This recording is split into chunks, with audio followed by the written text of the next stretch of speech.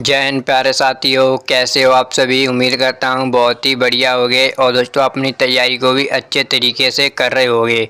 तो दोस्तों आज आपको मैं एक जीके जीएस का प्रैक्टिस सेट कराने वाला हूँ। दोस्तों इंडियन आर्मी के लिए काफ़ी इंपॉर्टेंट होने वाला है।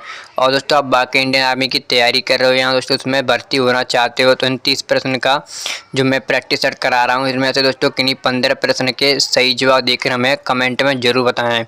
तो चलिए दोस्तों बिना किसी देरी के वीडियो को शुरू करते हैं। आपका पहला प्रश्न है, भारत का सबसे बड़ा राज्य क्षेत्रफल के अनुसार कौन सा है। यानी दोस्तों आपको बताना है कि भारत का सबसे बड़ा राज्य क्षेत्रफल के अनुसार।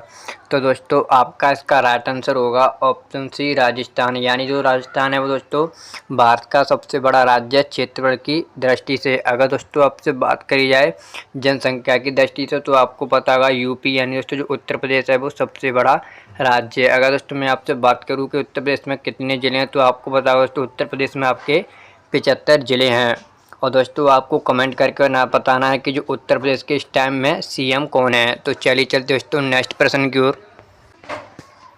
आपका अगला प्रश्न है, पृथ्वी का घूर्णन किस दिशा में होता है। यानी दोस्तों आपको बताना है जो पृथ्वी घूर्णन करती है वो किस दिशा में करती है। तो दोस्तों आपका इसका राइट आंसर हो जाएगा ऑप्शन ए पश्चिम से पूर्व की दिशा में जो पृथ्वी है वो घूर्णन करती है। तो चलिए चलते दोस्तों नेक्स्ट प्रश्न की ओर। आपका अगला प्रश्न है, साइलेंट वैली राष्ट्रीय उद्यान किस राज्य में स्थित है। यानी दोस्तों आपको बताना जो साइलेंट वैली राष्ट्रीय उद्यान है वो किस राज्य में स्थित है। तो दोस्तों आपका इसका आंसर होगा ऑप्शन बी। यानी दोस्तों जो केरल है उसे साइलेंट वैली के नाम से भी जाना जाता है। दोस्तों ये आपको पता होना चाहिए। तो दोस्तों चलिए चलते हैं नेक्स्ट प्रश्न की ओर। आपका अगला प्रश्न है, विश्व की सबसे बड़ी नदी कौन सी है। यानी दोस्तों आपको बताना है विश्व की सबसे बड़ी नदी और दोस्तों वो भी लंबाई के अनुसार। तो दोस्तों आपका इसका राइट आंसर हो जाएगा ऑप्शन ए नील नदी। यानी दोस्तों जो आपकी नील नदी है वो विश्व की सबसे बड़ी लंबाई के अनुसार नदी है। और अगर दोस्तों मैं यहाँ आपसे बात करूँ दोस्तों यांगसी नदी, यानी दोस्तों यांगसी है वो आपको पता होगा ये चीन की सबसे बड़ी नदी और एशिया की सबसे लंबी नदियों में से एक है। तो चलिए चलते हैं दोस्तों नेक्स्ट प्रश्न की ओर। आपका अगला प्रश्न है, भारत में कर्क रेखा कितने राज्यों से होकर गुजरती है। यानी दोस्तों आपको बताना है भारत में कर्क रेखा कितने राज्यों से होकर गुजरती है। तो दोस्तों आपका इसका राइट आंसर हो जाएगा ऑप्शन सी 8। यानी दोस्तों जो कर्क रेखा है वो 8 राज्यों से होकर गुजरती है और दोस्तों सबसे ज़्यादा वो आपकी एमपी से होकर गुजरती है यानी दोस्तों मध्य प्रदेश। अगर दोस्तों मैं आपसे बात करूँ कि सबसे कम तो दोस्तों वो आपकी सबसे कम आरजे यानी दोस्तों राजस्थान से सबसे कम होकर गुजरती है। अगर दोस्तों मैं आपसे बात करूं जो कर्क रेखा है वो भारत को बराबर 2 भागों में बांटती है, ये भी दोस्तों आपको पता होना चाहिए। तो चलिए चलते दोस्तों नेक्स्ट प्रश्न की ओर। आपका अगला प्रश्न है, ब्लू रिवॉल्यूशन किससे संबंधित है। यानी दोस्तों आपको बताना है ब्लू रिवॉल्यूशन किससे संबंधित है। तो आपका राइट आंसर हो जाएगा दोस्तों ऑप्शन ए मत्स्य पालन से। तो चलिए चलते दोस्तों नेक्स्ट प्रश्न की ओर।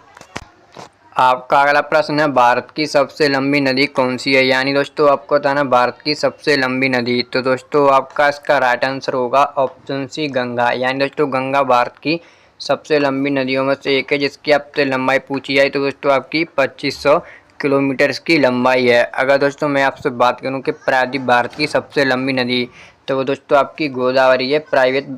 प्रायद्वीप भारत की सबसे लंबी नदी कौन सी है तो दोस्तों आपकी गोदावरी है प्रायद्वीप भारत की सबसे लंबी नदी और दोस्तों आपको पता होगा इसे वृद्धगंगा भी कहा जाता है। तो चलिए चलते दोस्तों नेक्स्ट प्रश्न की ओर। आपका अगला प्रश्न है, पृथ्वी का सबसे ऊंचा पर्वत शिखर कौन सा है। यानी दोस्तों आपको बताना है कि पृथ्वी का सबसे ऊंचा पर्वत शिखर। तो दोस्तों आपका इसका राइट आंसर होगा ऑप्शन बी माउंट एवरेस्ट। यानी दोस्तों दुनिया का सबसे ऊंचा पर्वत वो आपका माउंट एवरेस्ट है जिसकी दोस्तों आपसे हाइट पूछी जाती है।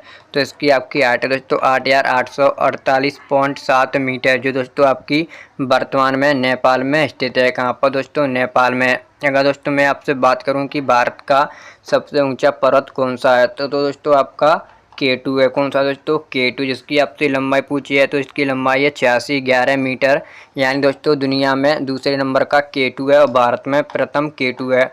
अगर दोस्तों मैं आपसे और इसमें डीप में जाना चाहूँ कि भारत में पूर्ण तरह से स्थित सबसे ऊंचा पर्वत कौन सा है तो वह दोस्तों आपका कंचनजंगा। कौन सा दोस्तों कंचनजंगा भारत में पूर्ण तरह से स्टेट जो दोस्तों आपका सिक्किम में स्थित है। और दोस्तों आपको बताना है कि जो कंचनजंगा की हाइट है वो कितनी है।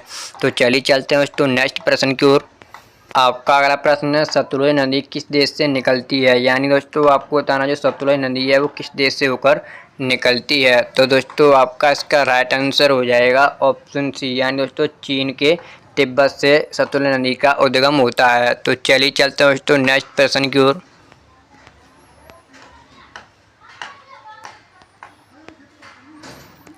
आपका अगला प्रश्न है, भारतीय संविधान में कुल कितने अनुच्छेद हैं। यानी दोस्तों आपको बताना जो भारतीय संविधान है उसमें कुल कितने अनुच्छेद हैं। तो दोस्तों आपका इसका राइट आंसर होगा ऑप्शन ए 448 अनुच्छेद हैं। अगर दोस्तों मैं आपसे बात करूं कि इसमें अनुसूचियां कितनी हैं वर्तमान में, तो दोस्तों आपकी इसमें 12 अनुसूचियां हैं। और दोस्तों इसमें भाग की बात करें तो वर्तमान में 25 भाग हैं, ये भी आपको पता होना चाहिए। अगर दोस्तों मैं आपसे बात करूँ जो भारतीय संविधान में, उसमें दोस्तों आपको पता होगा नीति निर्देशक तत्व, ये दोस्तों आपके भाग 4 में आते हैं। और ये दोस्तों किस देश के संविधान से लिए गए हैं, तो वो दोस्तों आपके आयरलैंड के संविधान से लिए गए हैं, ये भी आपको पता होना चाहिए। तो चलिए चलते हैं दोस्तों नेक्स्ट प्रश्न की ओर।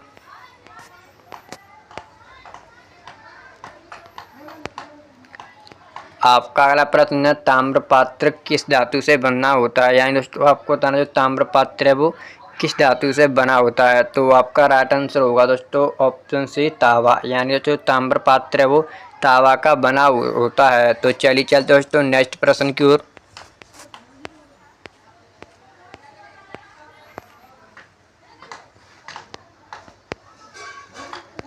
आपका अगला प्रश्न है, भारत का सबसे ऊंचा जलप्रपात कौन सा है। यानी दोस्तों आपको बताना है भारत का सबसे ऊंचा जलप्रपात। तो दोस्तों आपका राइट आंसर होगा ऑप्शन ए जोंग जलप्रपात, जो भारत का सबसे ऊंचा जलप्रपात है। तो चलिए चलते हैं दोस्तों नेक्स्ट प्रश्न की ओर।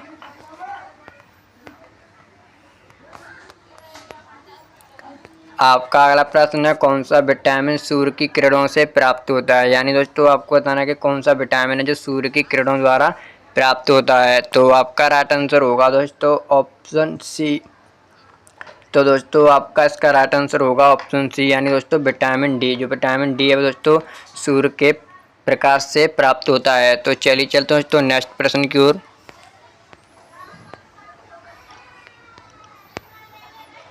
आपका अगला प्रश्न है, किस जंतु को रेगिस्तान का जहाज कहा जाता है। यानी दोस्तों आपको बताना है कि किस जंतु को रेगिस्तान का जहाज कहा जाता है। तो आपका राइट आंसर होगा दोस्तों ऑप्शन बी, यानी दोस्तों ऊंट को रेगिस्तान का जहाज कहा जाता है। तो चलिए चलते हैं दोस्तों नेक्स्ट प्रश्न की ओर।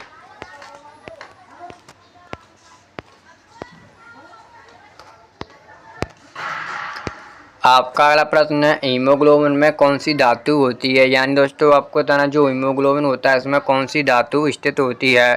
तो आपका राइट आंसर हो जाएगा दोस्तों ऑप्शन सी लोहा, यानी दोस्तों हीमोग्लोबिन में लोहा पाया जाता है। अगर मैं आपसे दोस्तों बात करूं जो हीमोग्लोबिन है इसके कारण जो दोस्तों मनुष्य का खून होता है इसका लाल रंग इसी के कारण होता है। किसके कारण? लाल रंग इसी के कारण होता है, हीमोग्लोबिन के कारण। तो चलिए चलते दोस्तों नेक्स्ट प्रश्न की ओर।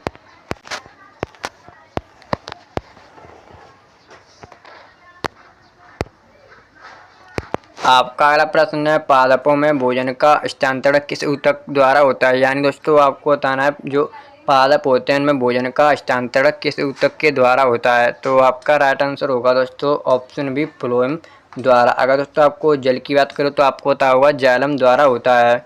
तो चलिए चलते हैं दोस्तों नेक्स्ट प्रश्न की ओर।